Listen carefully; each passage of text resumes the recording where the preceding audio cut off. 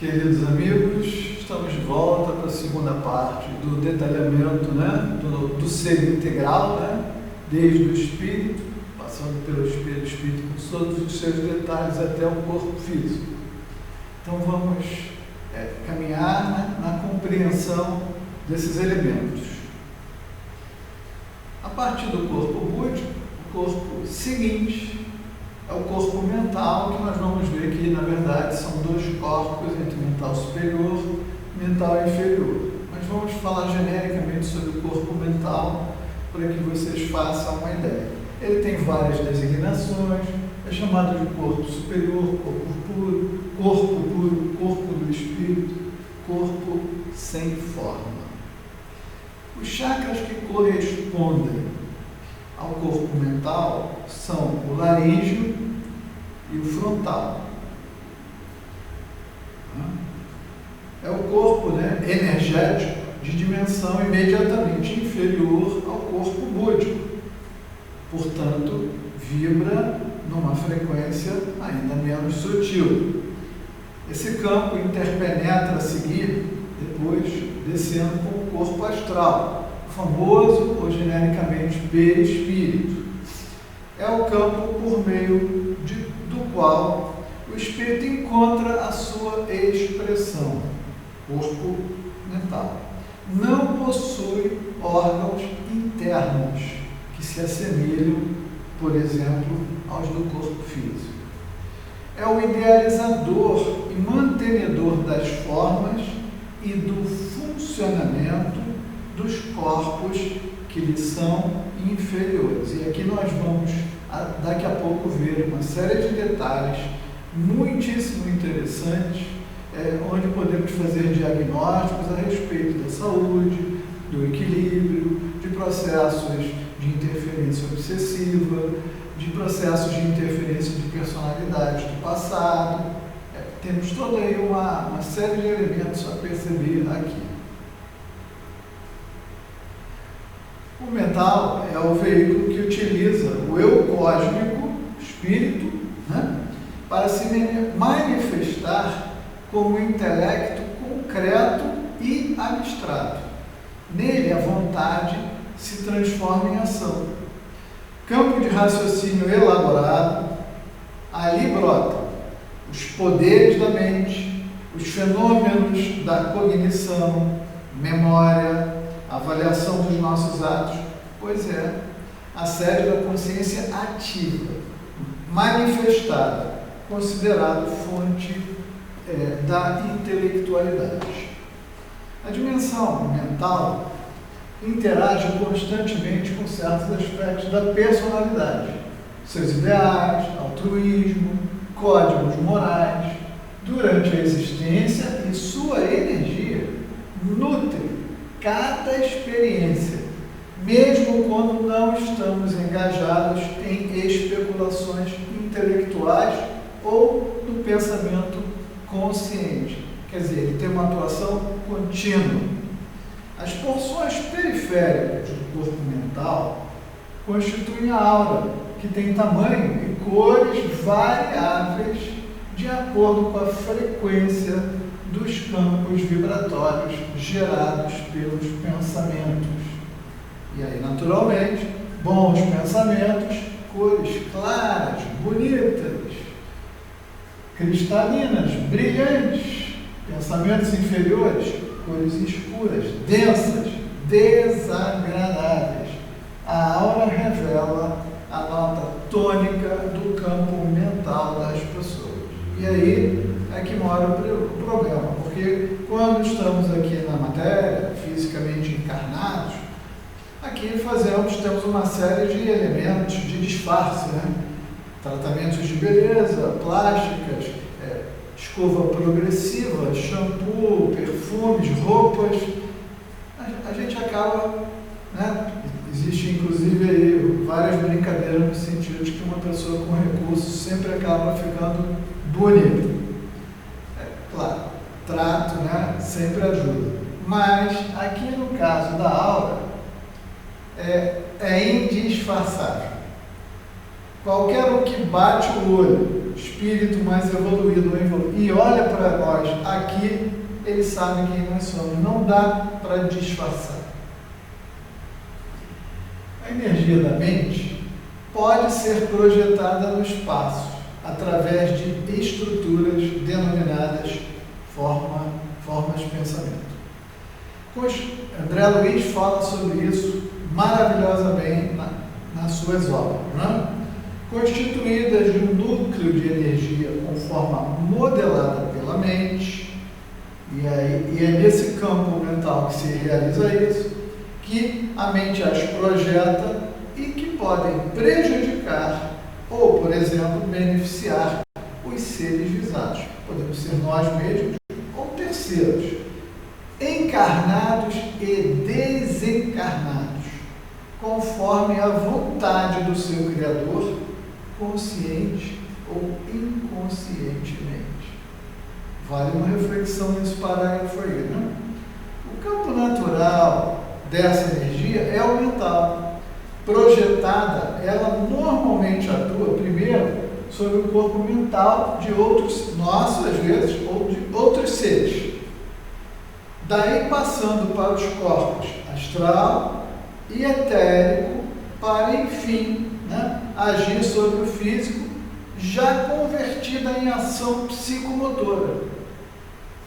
Aqui são aqueles votos de amor, de paz, de felicidade, de sucesso, de alegria que a gente destina, vibra em direção à pessoa. Também aqui estão lá as pragas, aqueles desejos mentais horrorosos, também aí incidem, não é?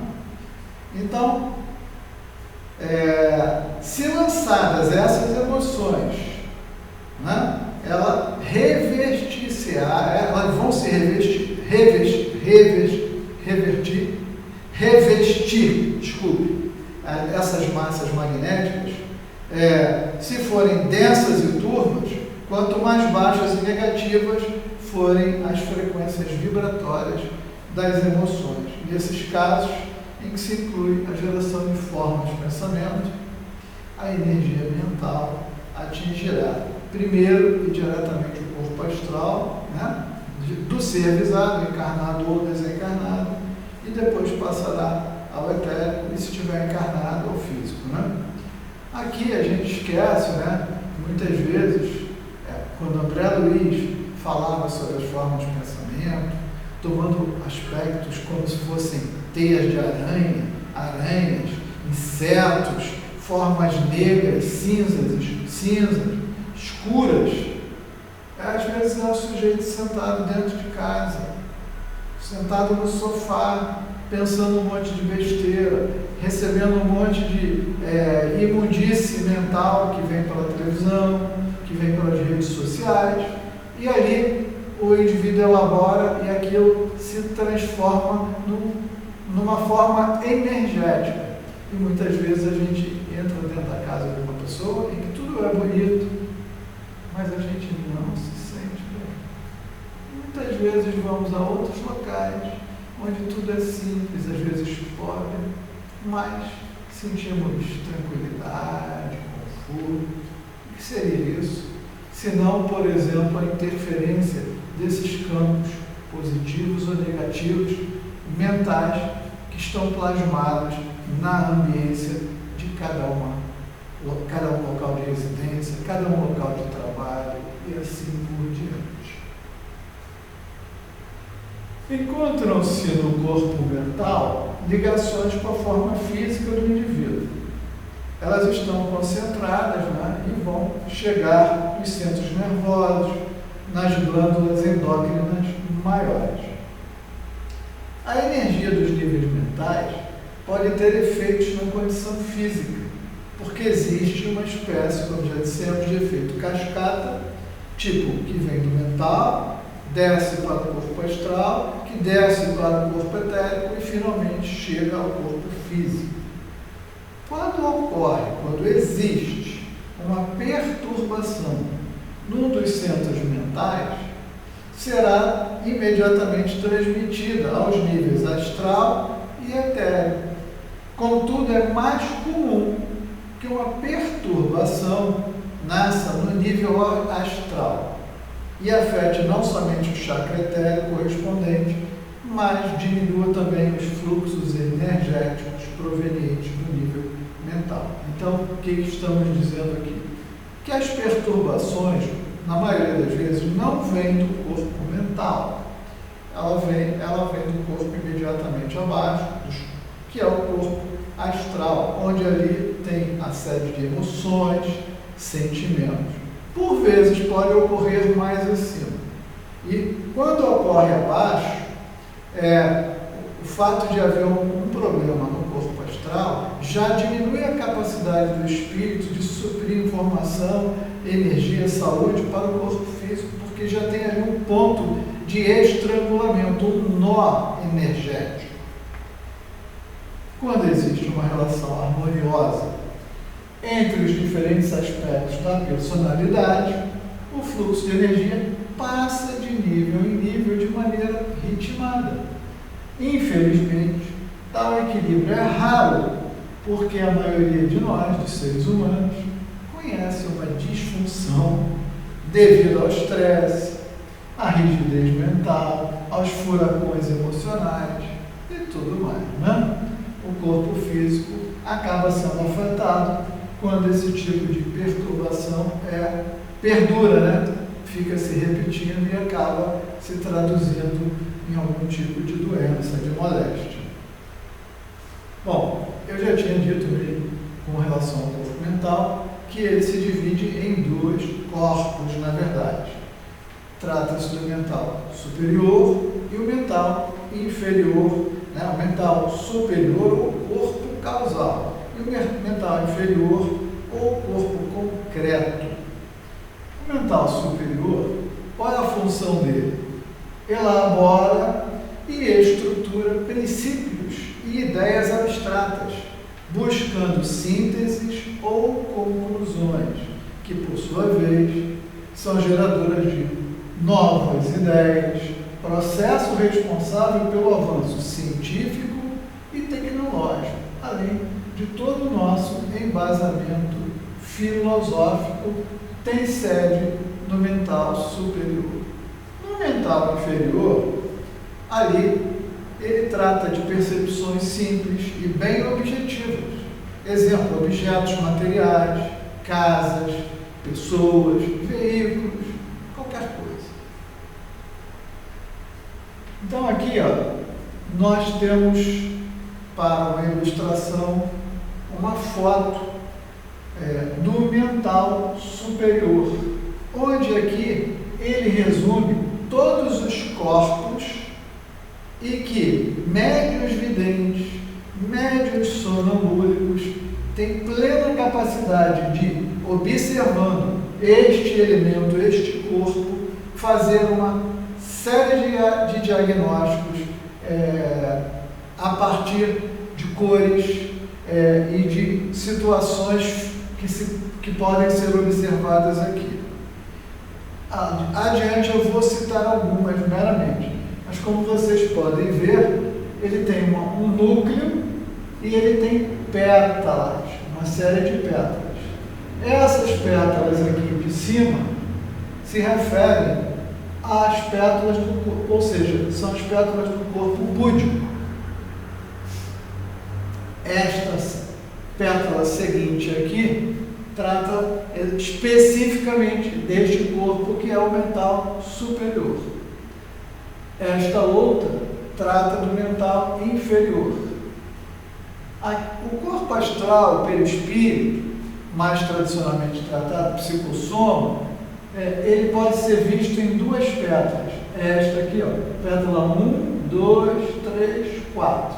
A pétala 4 trata do corpo astral, aqui na sua parte das emoções. Pétala 5, 6, aqui a pétala 7 também se refere ao corpo astral, e aqui são tratados os sentimentos. As duas pétalas de baixo se referem ao duplo etérico, também divididas, emoções e sentimentos. 1, 2, 3, 4, 5, 6, 7. A pétala 8 e a pétala 9 referem-se ao corpo ático, ao espírito. Sendo que aqui já conversamos sobre isso, não vamos tratar, até porque não temos capacidade intelectual, né, nem sentido suficiente para melhor entender isso. Então, normalmente aqui não mexemos nessas coisas. Vamos adiante, depois eu dou um pouco mais de detalhes sobre essa questão de diagnóstico. O corpo mental superior, que tem essa forma de uma flor de lótus, com pétalas bem formadas, todas elas têm tamanho e coloração diversas. O estudo exatamente dessas formas e cores permite, como eu antecipei, diagnóstico de enfermidades físicas, psíquicas e morais. Ele está ligado, este corpo mental superior, ao chakra frontal, de uma forma especial.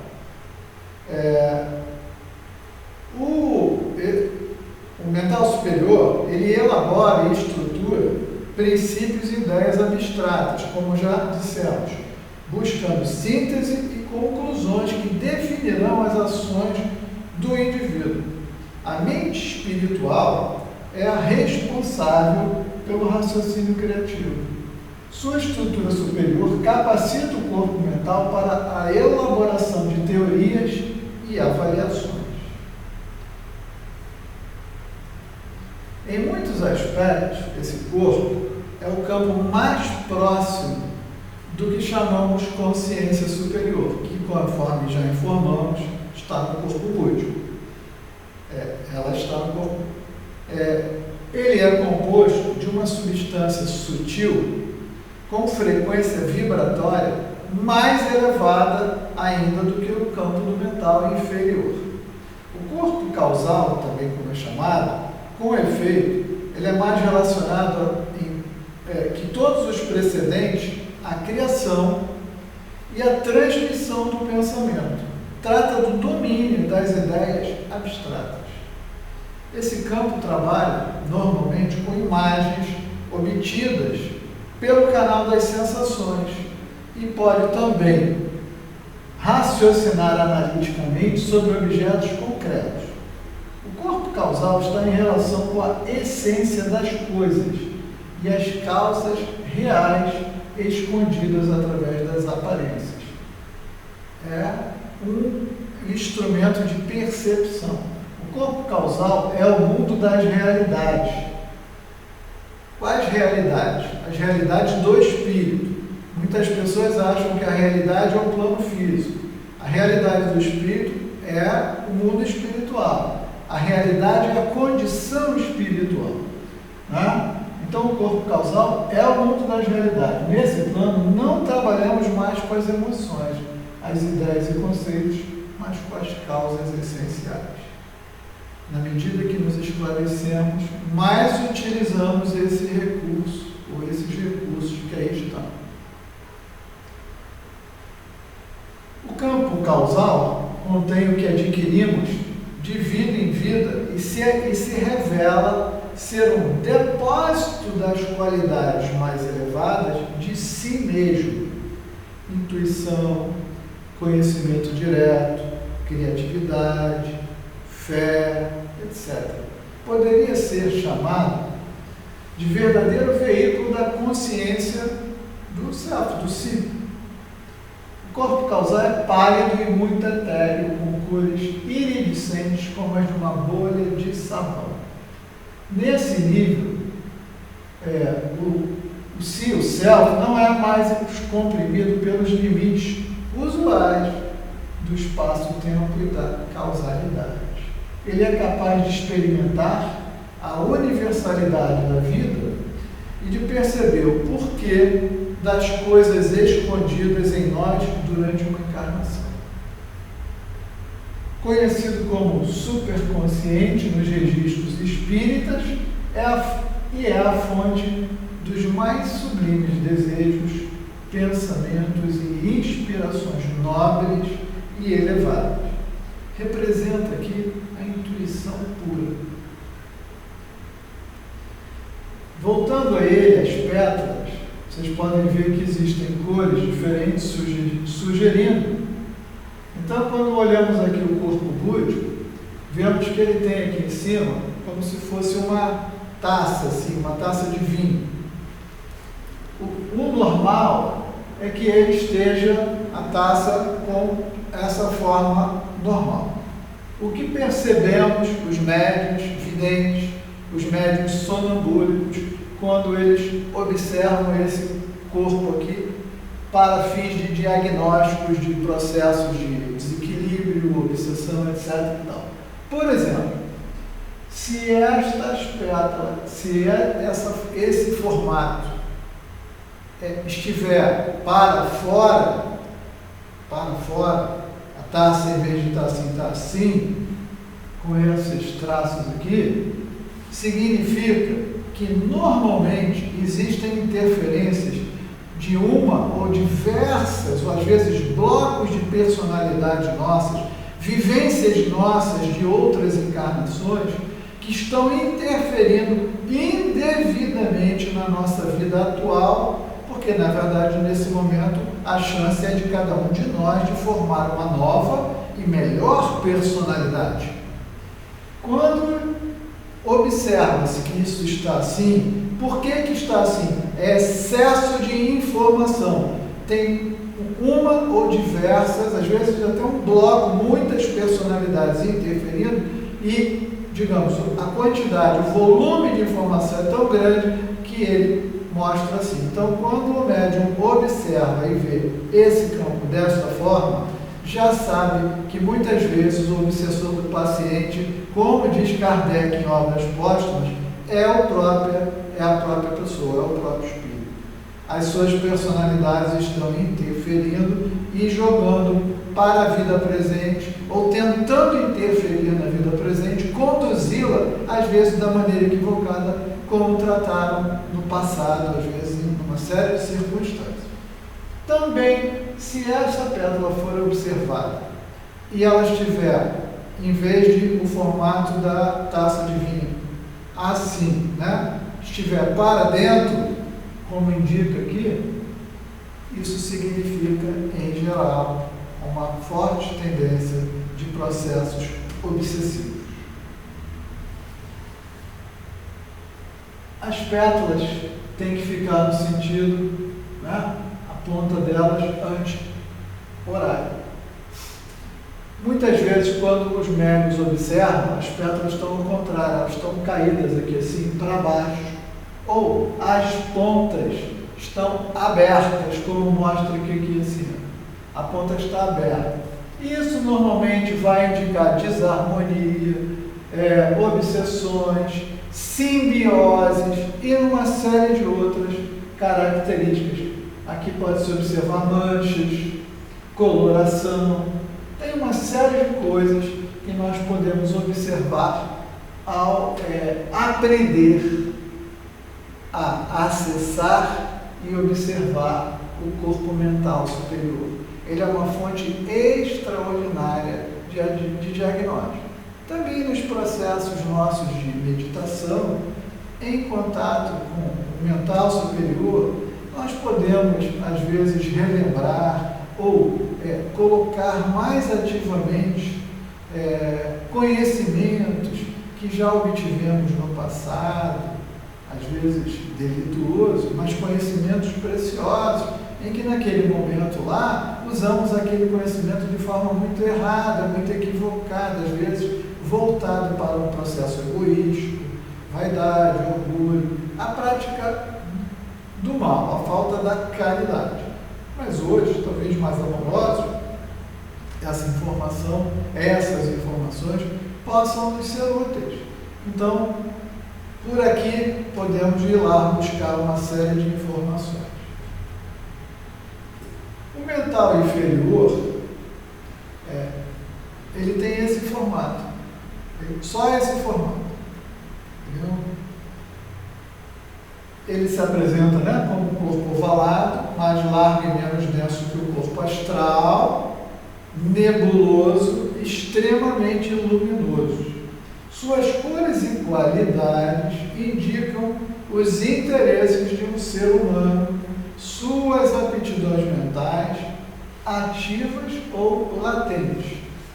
A função intelectiva do corpo mental inferior é englobar as percepções que sensibilizam os 5 sentidos comuns ao homem terreno. Olha, aqui esta função, esse corpo, ele já está muito diretamente ligado à vida material. Se ele controla os 5 sentidos existem para a nossa vida no plano físico.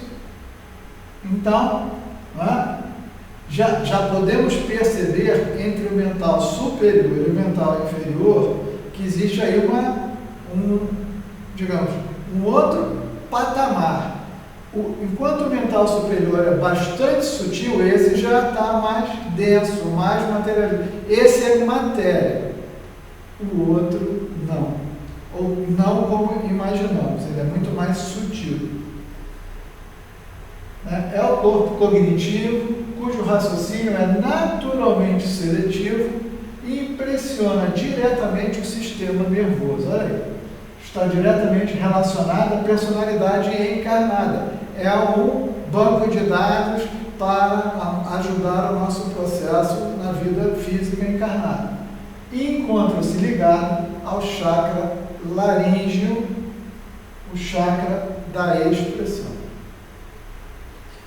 Também conhecido como mente objetiva, é responsável pelo raciocínio, o intelecto, calculista e relaciona-se com as formas da vida física. Ele é mais terra-terra. É o responsável pelo domínio das emoções, ou pela falta do domínio das emoções. Então, é nesse campo que nós deveríamos estar trabalhando as emoções, de cima para baixo. Sob o aspecto desse nível que se manifesta, a consciência, a saúde representa a harmonia com as leis que regem a vida. Todo o material físico e não físico que constitui o corpo humano é controlado pela mente, que é a manifestação do espírito imortal. É um dever de todo homem desenvolvido e adiantado levar o seu corpo ao mais alto grau de perfeição, para que possa ser usado com a máxima utilidade. O que diz o nosso Evangelho? Tratai do corpo, mortificai o espírito. O corpo, se fizéssemos uma analogia, quando, por exemplo, alugamos um imóvel e ali permanecemos por uns tantos anos naquele imóvel, qual é a expectativa do dono, do proprietário, do locador? É que quando, ao término da locação, que pudéssemos devolver o imóvel nas melhores condições possíveis, ressalvado o desgaste natural do tempo. O nosso corpo nos é concedido como empréstimo. E nós deveríamos devolvê-lo ao Criador da melhor maneira possível, apenas com o desgaste natural do tempo. Infelizmente, isso não é uma verdade, né?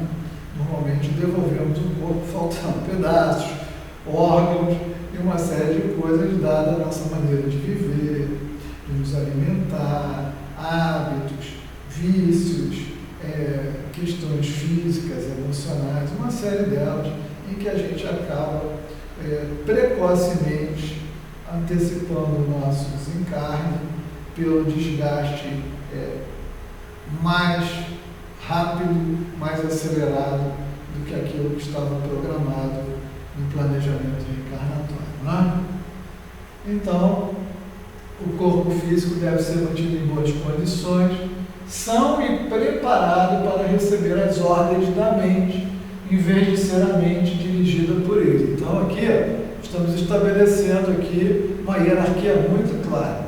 Não é o corpo que pode determinar para a mente, lá para o espírito, lá para cima. Ao contrário, o corpo tem que estar pleno para reagir a todas as informações de acordo com a vontade da mente, do espírito. Muito bem. Encerramos o mental inferior e vamos antecipar, falar um pouco sobre o cordão de prata que liga o próximo corpo que vamos estudar, no próximo bloco, que é o corpo astral, psicossoma, chamado muitas vezes de perispírito, genericamente, e esse cordão de prata é que faz a ligação entre o corpo astral e o corpo físico. Então, obviamente, ele é ligado ao corpo já no ato em que o espermatozoide fecunda o óvulo para o nascimento, e ele é desligado na medida do desencarne, quando o corpo não tem mais condições, não tem mais energia. Então, para que todos possam observar, nós estamos falando deste corpo aqui, o corpo astral, o terceiro corpo, e sua ligação com o corpo físico.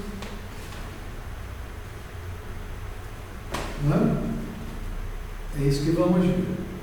O cordão de prata é constituído de uma substância semimaterial que liga e mantém o psicossoma, o perispírito, ligado ao corpo físico ou soma. Quem leu as obras de André Luiz, por exemplo, vê todo esse processo de ligação e de desligamento, como às vezes eles vêm desligando os chakras de baixo para cima. Às vezes eles precisam que a pessoa viva mais um dia, ou 2 ou 3, eles fazem um desligamento parcial e não retiram o último aqui, chakra coronário, para que a pessoa ainda permaneça encarnada por um tempo. Vale a leitura das obras de André Luiz para esclarecer um pouco dessa questão. Então, é um laço fluídico, o cordão de prata é um laço fluídico que nos liga. Quando de noite a gente sai no sono e vamos lá para longe, estamos presos por este laço. Cordel luminoso, laço vital, tem uma série, cordão umbilical extrafísico, tem uma série de denominações. E quando o corpo físico e o espiritual se separam, se dissociam, através do desdobramento, sonambulismo, como Kardec chamava desdobramento, o que ocorre normalmente em estado de sono, mas ocorre também em outras situações, que a gente vai ver algumas aqui. Então, quando o corpo físico e o corpo espiritual se separam, os elementos sutis do perispírito formam essa espécie de apêndice designada por cordão de prata, que liga a cabeça física à forma, ao corpo perispiritual. A semelhança do ectoplasma, do duplo etérico e da glândula pineal do corpo físico, o cordão de prata é um elemento parabiofísico. Embora esteja enraizado no corpo físico, transcende os limites da matéria em suas funções e manifestações energéticas. Constitui elemento importante tanto nos casos de morte do corpo físico quanto no desdobramento.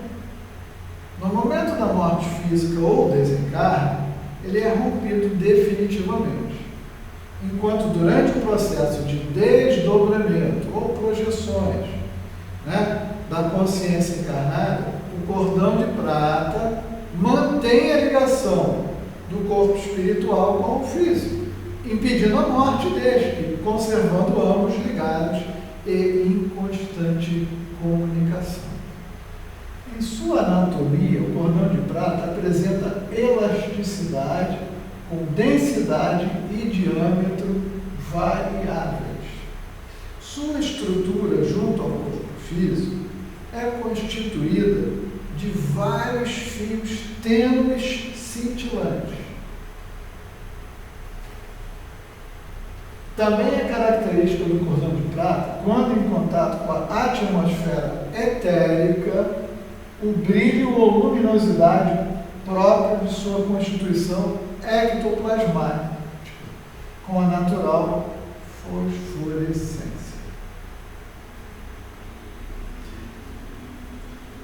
Extremidade do cordão de prata, junto do corpo físico, tem origem física, embora apresente vestígios de matéria astral ou ectoplasmática em sua constituição. Sua sede principal no corpo físico é a glândula pineal e o bulbo raquidiano. No outro extremo, junto ao perispírito, ao psicossoma, a sua constituição é astralina, com elementos próprios da vida extrafísica. Vocês veem que tudo no fundo, é bom lembrar de Kardec, quem tiver dúvidas sobre essas coisas, volta lá no início do Livro dos Espíritos, leia sobre o fluido cósmico universal, suas transformações, recorra ao estudo da Gênese, onde muito mais informações tem a respeito dos fluidos, das suas condensações, as mais sutis até as mais densas, a ponto de formar um planeta, uma rocha, uma pedra, ou corpos muito sutis. É necessário o estudo do Livro dos Espíritos, da Gênese e muitas outras obras nos ajudam nesse campo, quem quiser ter melhor compreensão. O cordão fluídico guarda uma estreita ligação com a epífise e ramifica-se por todo o organismo. Já falamos sobre o André Luiz e suas obras, com ligações profundas com os centros de força e o sistema nervoso. No outro extremo do psicossoma se liga aos vórtices de energia, aos chakras. É um elemento híbrido com características biológicas e etéricas. Nos momentos, então vamos ver aqui, momentos de dificuldade durante o sono físico ou desdobramento, a pessoa está com medo, um processo obsessivo violento, né? Nos momentos de dificuldade durante o sono físico ou desdobramento, o cordão de prata é elemento condutor de energias revigorantes enviadas ao espírito livre. Através do fio prateado, são conduzidos recursos fluídicos energéticos da base física até o espírito, não importando a que distância o espírito se encontre além do corpo. Bastante interessante, né?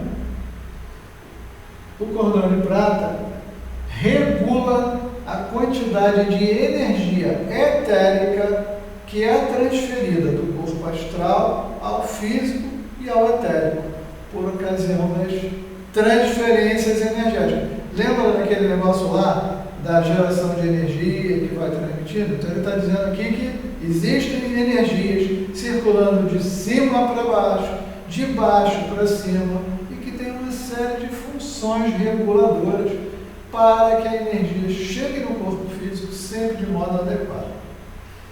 Ele é formado, cordão de prata, no momento da concepção. Mais uma vez aqui, eu só vou fazer um parênteses, a doutrina espírita abomina o aborto. Então, não há discussão. No ato do espermatozoide fecunda o óvulo, o cordão de prata está ali como um apêndice do perispírito no momento exato. No momento da concepção, e passa a maior parte do tempo recolhido na intimidade das células físicas. Já tem um espírito, todo aborto é um assassinato. Então, concluímos a segunda parte e, em seguida, vamos voltar para a terceira parte e concluir o nosso estudo falando a respeito do corpo astral, do duplo etérico e, obviamente, do corpo físico, naquilo que é importante e relevante destacar. Já estaremos juntos. Abraço para todos. Fiquem